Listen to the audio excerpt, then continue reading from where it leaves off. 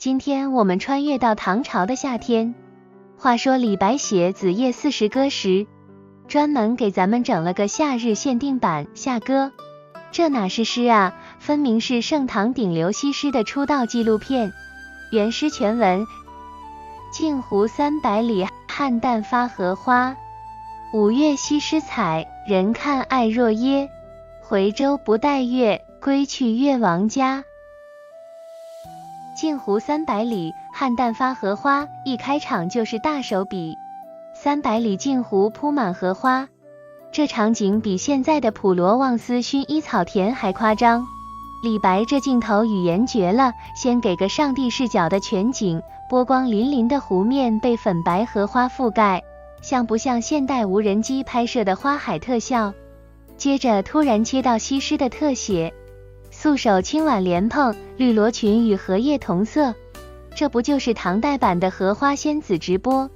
重点来了，五月西施采，人看爱若耶。西施小姐姐刚划着乌篷船采莲，瞬间引发万人围观。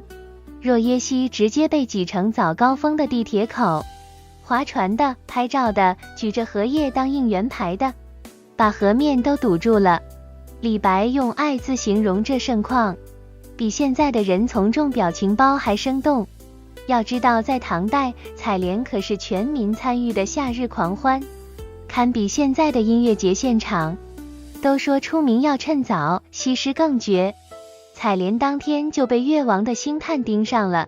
回舟不待月，归去越王家，当天晚上就被8台大轿接进宫。这速度比现在的偶像出道还快。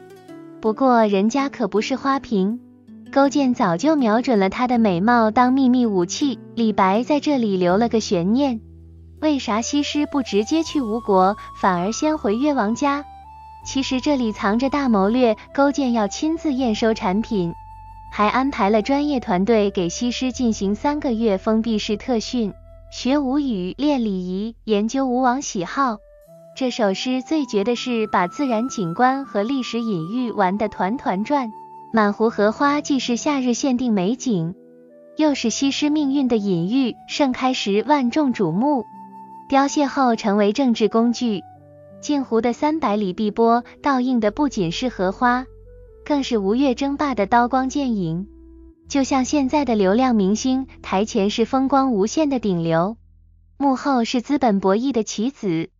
李白还偷偷玩了把时空穿越，若耶溪是西施浣纱的地方，镜湖却是后来剑湖的前身。这种关公战秦琼的混搭，就像现在的影视改编。虽然细节有出入，但历史的厚重感直接拉满。